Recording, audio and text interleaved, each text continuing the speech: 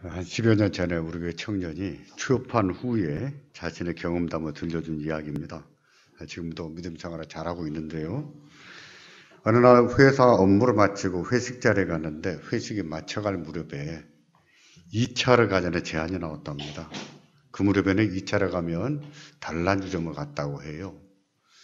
저는 단란주점이 어떤 곳인지 잘 모릅니다. 근데 들어보니까 술을 시중드는 여자가 있는가 봐요. 그런 곳에 가자는 제안이 나왔답니다. 이 청년이 이제 막내였어요. 신입사원이니까. 회사에서는 신입사원을 막내라고 불렀는데 그 2차를 가겠다는 선배 중에 한 사람이 이 막내에게 이렇게 말했답니다. 막내야, 너는 안 가지? 너는 안 갈 거야. 너는 그럴 것 같아. 그러자 옆에 있는 2차 가겠다고 하는 다른 선배가 이렇게 거들더랍니다. 안 가긴 뭘 안 가. 우리가 안 봐서 그렇지. 다 그렇게 사는 거지. 근데 이 말했던 선배는 자기 회사 내에서 그리스도인으로 알려진 사람이었답니다. 그는 자신이 그리스도인이면서 그렇게 살고 있으므로 그 막내라는 그리스도인, 우리 청년도 자기처럼 살 것이라고 생각한 것이지요. 그는 교회에서는 그리스도인처럼 예배하고 봉사를 하지만 회사에서는 불신자와 전혀 다를 바 없이 산 겁니다. 전혀 다를 바 없이 똑같이 세속적이고 음란하게 산 것이죠. 이런 사람을 예배당에 다닌다고 해서 그리스도인이라고 말할 수 있을까요? 이렇게 살아도 너희는 세상의 빛이라, 너희는 세상의 소금이라고 하셨는데 빛과 소금이 되겠습니까? 어쩌면 막내는 그렇게 살지 않을 거야. 그렇지, 막내야. 라고 말했던 불신자 선배는 비록 자신은 그렇게 살지라도 너는 그렇게 살지 않았으면 좋겠어 하는 기대감과 희망을 가지고 말했는지 모르겠습니다. 우리는 그렇게 살지만 너는 그렇게 살지 않았으면 좋겠어. 특히 그리스도인이니까. 기대감을 가지고, 희망을 가지고. 반대로 그 그리스도인 선배는 막내가 자기처럼 살기를 바랐는지 모르겠습니다. 자기와 다를 바 없는 그리스도인, 세상 사람과 전혀 차이가 없는 그리스도인으로 살기를 바라고 그렇게 말했는지 모르겠다는 겁니다. 그건 어쩌면 그렇게 함으로 막내가 자기와 똑같이 산다고 생각함으로 자신의 양심의 가책과 수치스러운 삶을 덮고 싶었는지도 모르겠어요.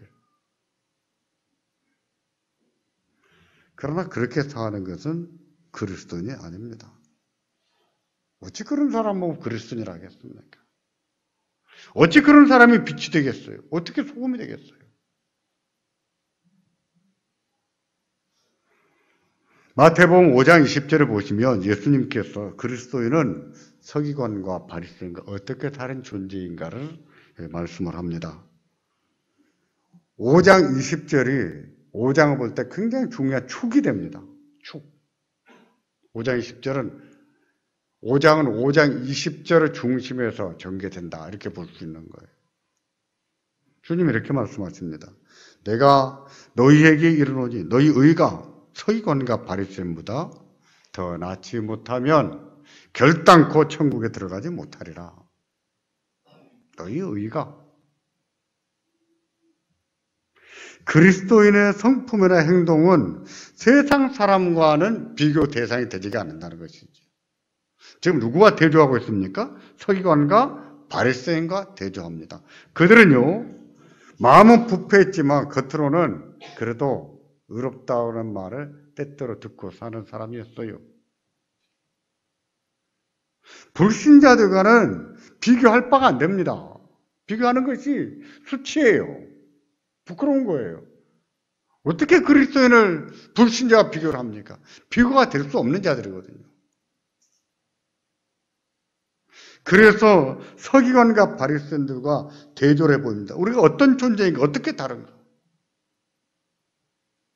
그리스도인은 삶만 의로운 존재가 아니라 성품도 의로운 존재라는 거예요. 성품도. 그렇지 않으면 결단코 천국에 들어가지 못한다고 하신 것은 경고입니다. 이 말씀은 구원을 받았다가 취소될 수 있다는 뜻이 아닙니다. 물과 성령으로 거듭난 사람은 그렇게 살지를 않는다는 것이죠. 그렇게 살 수가 없다는 것이죠. 그럼에도 그렇게 사는 것을 볼 때 그 사람은 천국에 들어갈 사람이 아니라는 것이죠. 그래서 예수님께서는 우리가 서기관과 바리새인과 어떻게 다른지 그 구체적인 예를 5가지를 제시하셨어요. 5가지를 제시하면서 대조해 보였습니다. 대조하는 형식으로 우리가 서기관이나 바리새인과 어떻게 다른지 대조해 보이면서 설명하세요. 너희는 들었으나 나는 너희에게 이르노니.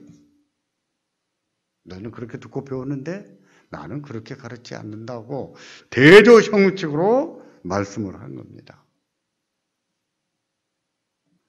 그리스도인은 서기관과 바리새인을 대조해서 어떤 믿음이 참 믿음인가를 보여주신 거예요. 어떤 믿음이 가짜 믿음이고 어떤 믿음이 참 믿음인가를 보여주시는 거예요. 우리는 믿음 그러면 다 똑같은 믿음으로 아는데 그렇지 않습니다. 가짜 믿음이 있고 가짜 회개가 있습니다.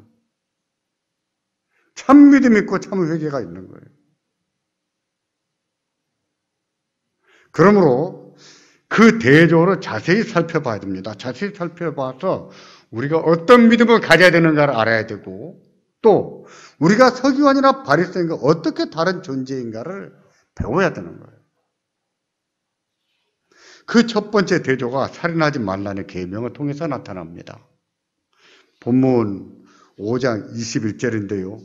누구든지 살인하면 심판을 받게 되리라 하였다는 것을 너희가 들었으나 나는 너희에게 이르노니 형제에게 뭐하는 자도요? 뭐하는 자도? 노하는 자마다 심판을 받게 된다 그랬습니다. 형제를 죽이는 자만 아니라 형제에게 분노하는 자도 똑같이 심판을 받게 된다는 뜻입니다. 서기관과 바리새인들은요 완력에 의한 살인만을 사면으로 간주했습니다. 마음으로 어떻게 분노하든 어떻게 저주하든 어떻게 미워하든 그것을 살인으로 보질 않았어요. 그런데 예수님은 아닙니다. 예수님은 형제에게 분노하고 나가라고 욕을 퍼붓고 미련한 놈이라고 저주를 퍼부는 자도 살인과 똑같다는 겁니다. 똑같이 심판받는다는 거예요. 그러므로 그리스도인은 자기 형제에게 분노해서는 안 됩니다. 화가 난다고 해서 욕을 퍼부는다든지 저주해서는 더더욱 안 되는 것이지. 그런 사람들을 살인자들처럼 심판을 받을 것이라고 말씀을 했는데 공에 잡히거나 하나님의 영원한 심판을 받을 것이라고 하셨어요. 믿으시기 바랍니다. 믿으셔야 돼요.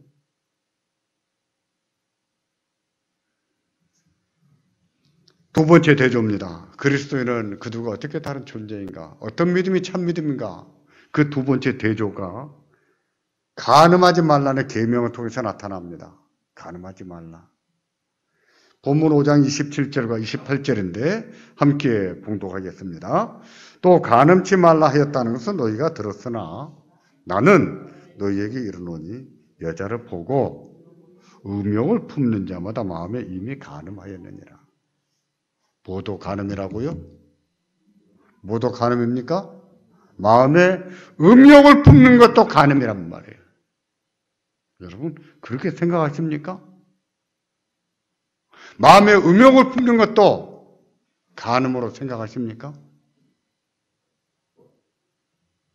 예수님께서 제자들에게 또 간음치 말라 하였다는 것을 너희가 들었으나 라고 말씀하신 것은 그들이 그동안 듣고 배운 것을 회고시켜주는 거예요. 생각해봐라. 너희가 어떻게 듣고 배웠는지, 너희가 어떻게 알고 있는지 생각해봐라 하는 것이죠. 그동안에 서기관들과 바리새인들로부터 듣고 배웠습니다. 그들이 간음하지 말라는 계명을 어떻게 가르쳤을까요? 우리나라의 왕조실록에 남아있는 것처럼요. 서기관들의 문헌이 남아있습니다. 바리새인들의 문헌도 남아있고 유대인들의 문헌들이 남아있어요. 그 문헌에 보면 육체적 간음만 간음으로 여깁니다. 육체적 간음만 간음이라고 해요. 마음으로 어떻게 죄를 짓든지 육체적으로만 간음하지 않으면 간음이 아니라고 가르친 것이죠. 그러나 예수님이 이 말씀을 하신 것은 육체적인 간음만이 아니라 마음의 순결을 버리고 더럽힌 것도 간음이라고 말씀하신 거예요. 예수님은 십자가에서 흘리신 피로 우리에게 죄사함을 주셨습니다. 물과 성령으로 거듭나게 하셨어요. 물과 성령으로 거듭난 사람은 육체적으로도 간음죄를 지어서는 안 되겠지만 마음으로도 간음죄를 지어서는 안 된다는 겁니다. 음욕을 품는 것, 그것도 간음죄라는 거예요. 그래서 예수님이 선언하신 거예요. 여자를 보고 음욕을 품는 자마다 마음에 이미 간음하여, 아직 안 한 것이 아닙니다. 이미 간음했다고 말씀하신 거예요. 실은 예수님께서 이렇게 가르치신 것은요, 전혀 새로운 것을 가르치신 것은 아니었습니다. 이 교훈은 율법에 이미 다 설명되어 있는 거예요. 이미 다 설명되어 있던 것을 이 서기관이나 바리새인들이 간음의 의미를 축소시켜 놓았기 때문에 그 본래의 의미를 살려내신 거예요. 율법에서 뭐라고 말씀하고 있는지 그 본래의 의미를 살려내서 다시 가르치신 거예요. 민수기 15장 39절을 보시겠습니까? 민수기 15장 39절인데 같이 봉독하겠습니다. 이 술은 너희로 보고 여호와의 모든 계명을 기억하여 준행하고 너희로 방종케 하는 자기의 마음과 눈의 욕심을 좋지 않게 하기 위함이라. 이 술이 뭘까요? 요즘에는 이런 옷을 입는 사람이 없습니다. 저희 청년 때 보면 가수들이 이런 옷을 가끔 입었어요. 남진 씨도 그런 옷을 입었던 것이 기억이 납니다. 옷단에 이 정도의 짧은 장식을 다는 것이에요. 이런데 옷깃털이에 걸으면 찰랑찰랑 하겠지요? 그겁니다. 하나님께서는 하나님 백성들에게 이 술을 달아서 옷을 만들어 입으라 하신 거예요. 물론 모든 옷이 그런 건 아닙니다. 그런 옷도 입게 했어요.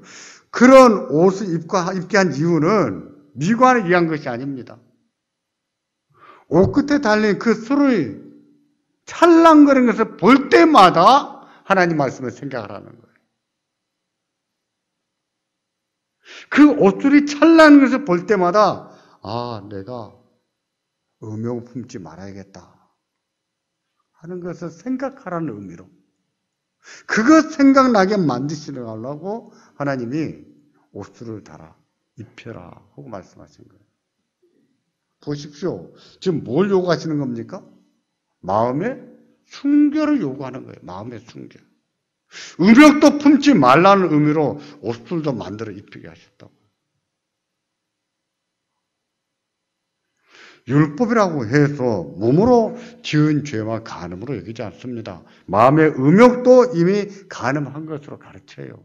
그래서 음욕 품지 말 것을 가르친 겁니다. 이것을 서기관들이 변질시켜버린 것이죠. 이런 사실은 10계명 10번째 계명을 통해서도 증명이 됩니다. 10번째 계명은 내 이웃의 집을 탐내지 말라는 겁니다. 내 이웃의 아내나 그의 남종이나 그의 여종이나 탐내지 말라라고 했습니다. 이웃의 아내를 탐내는 것은 두말할 것도 없이 마음에 품은 음욕이지요. 음욕입니다. 이웃의 남종이나 여종을 탐내는 것은요, 재산을 탐내는 경우도 있고, 또 음욕의 경우에 탐내는 경우도 있습니다. 이것도 음욕을 다 포함하는 거예요. 보십시오. 10번째 계명도 마음의 순결을 요구하지 않습니까? 그런데 음욕이 생기는 것을 막을 수가 없다고, 또 삶에서 다 음욕을 품고 살기도 한다고 해서 음욕은 죄가 아니라고 가르치면 되겠습니까? 몸으로만 간음하지 않으면 된다고 생각하면 되겠습니까? 그것은요, 율법의 1.1획이 아니라 율법을 통째로 버리는 겁니다. 1.1획이 아니라 율법을 통째로 버리는 거예요.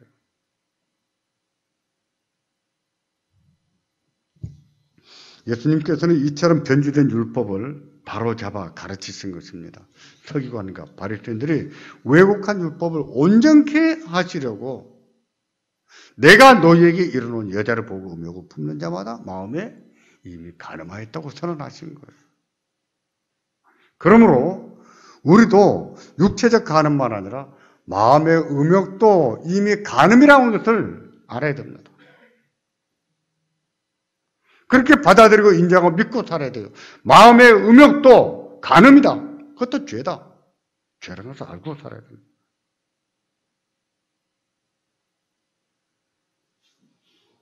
음욕을 품는다는 것은 뭘까요? 음욕을 품는 자는 마음에 이미 간음하였다. 어떤 것을 말하겠습니까? 이 말의 원어적인 의미는 이런 겁니다. 음탕한 마음으로 여자를 바라보는 것. 음탕한 마음으로 여자를 바라보는 것. 그걸 보고 음욕이라고 합니다. 칼빈 선생님은 이것을 설명할 때 이렇게 설명했습니다. 이리저리 눈길을 돌리며 마음을 유혹하는 행위다. 설명하면 이런 거예요. 눈알을 이리저리 굴리듯이 음란한 마음을 이리저리 굴리는 것. 이게 음욕이라는 거예요. 저는 이 설명이 맞는 것 같아요. 이런 것은요, 어느 정도 의도성이 있거나 습관화되어 있는 겁니다. 어느 정도 의도성, 의지가 발동되어 있는 것이고, 어느 정도는 자기 몸에 그냥 습관으로 배어 있는 거예요. 조심해야 됩니다, 이런 사람들은. 당할 수가 있어요.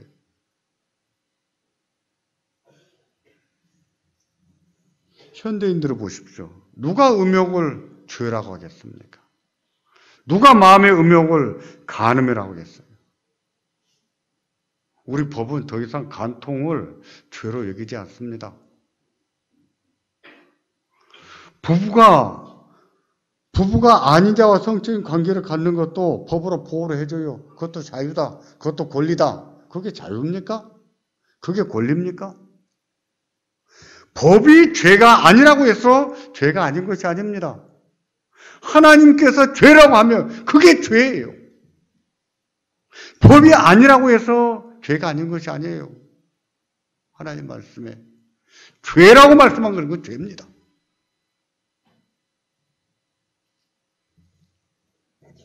우리나라의 국가인권기본정책이라는 것이 있습니다. 국가인권기본정책. 현 정부가 앞으로 개헌을 하면 여기에 바탕해가지고 개헌하려고 합니다. 국가인권기본정책이 다 나쁜 것은 아니에요. 그런데 독서적인 조항이 두 가지 정도 보여요. 하나는 자신의 종교가 절대적인 진리고 다른 종교의 진리가 아니라는 주장을 못하게 하려고 하는 겁니다. 이것은 다분히 무슬림들을 보호하려는 정책이에요. 무슬림들을 보호하겠다. 두 번째 독소 조항은요. 이성 간의 결혼이나 동성 간의 결혼이나 다 평등하다는 겁니다. 남자와 여자와의 결혼 말고도 남자가 남자와 결혼하고 여자가 여자가 결혼해도 그것은 남자와 여자가 결혼한 것과 다 똑같아. 그런 뜻이죠. 이것은요, 동성애나 동성 결혼을 더럽다고 말하거나 죄라고 말하지 못하도록 입을 막으려는 거예요. 이런 법이 통과되고 나면 목사도요, 강단에서 동성애는 죄입니다. 이런 말을 못하게 되는 거예요. 법적으로 구속을 당합니다. 미국은 이미 그렇게 시행되고 있어요. 우리도 그 법을 도입하려고 하는 거죠. 저는 당연히 반대할 겁니다. 그런 헌법 저는 반대할 거예요. 하나님을 대적하는 법이지요. 하나님을 대적하는 법을 만들겠다는 거죠.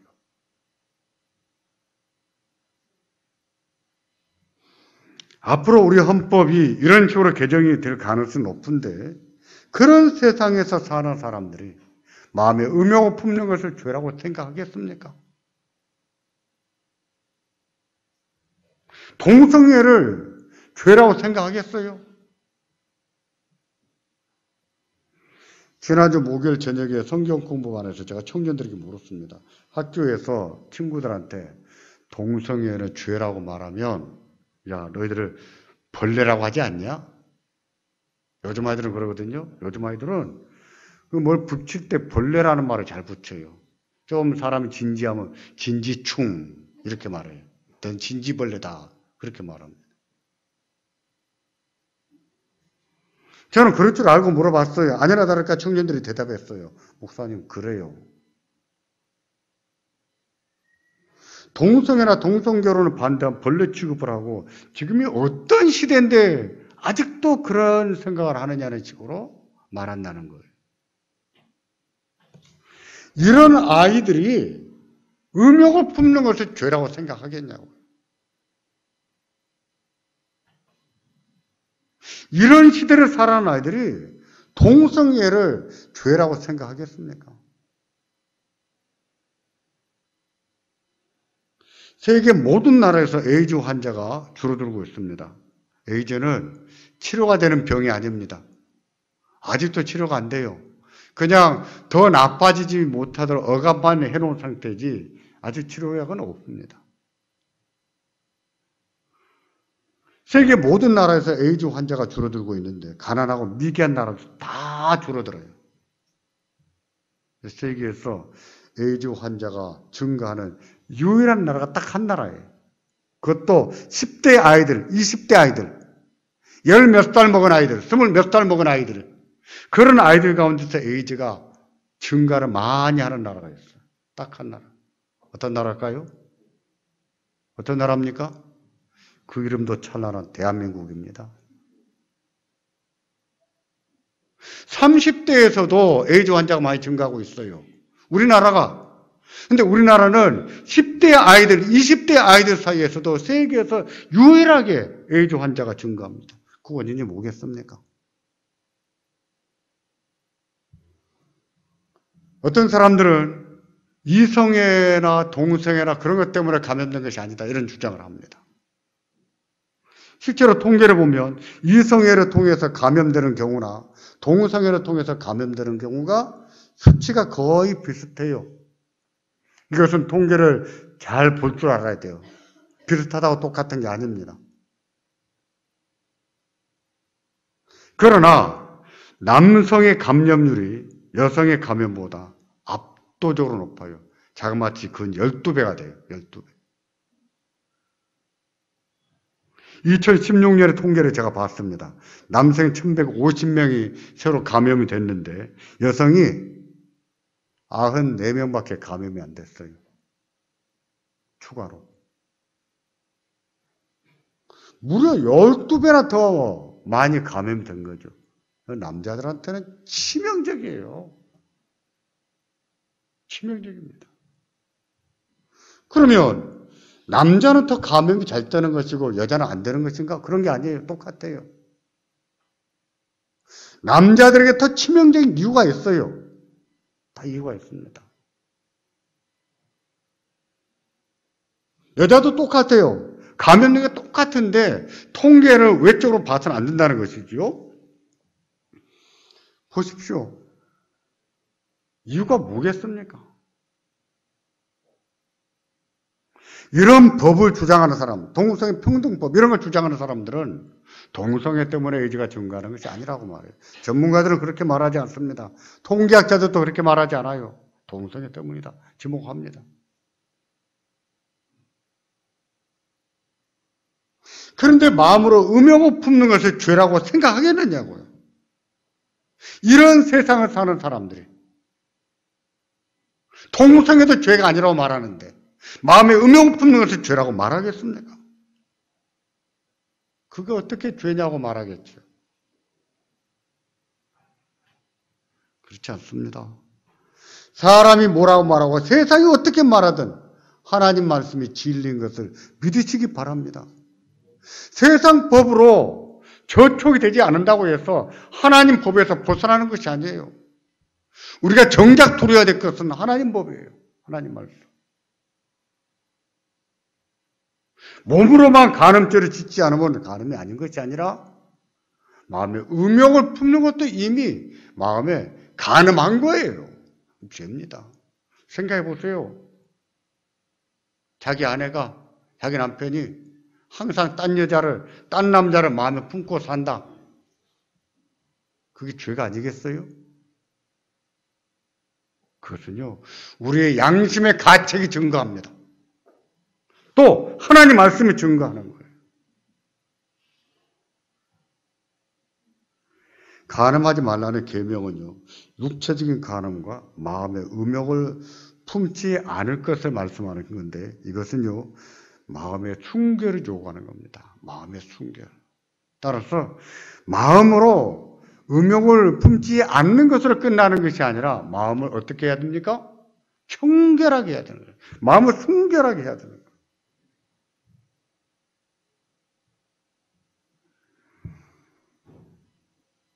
사람이 살면서 음욕을 품지 않을 수가 없고 어떤 환경과 어떤 여건 속에서는 그런 음욕이 독버섯처럼 번져도 갈 수 있어요. 우리는 그런 세상에서 그런 심성을 가지고 사는 거예요. 그러나 그것이 죄라는 것을 분명히 알아야 됩니다.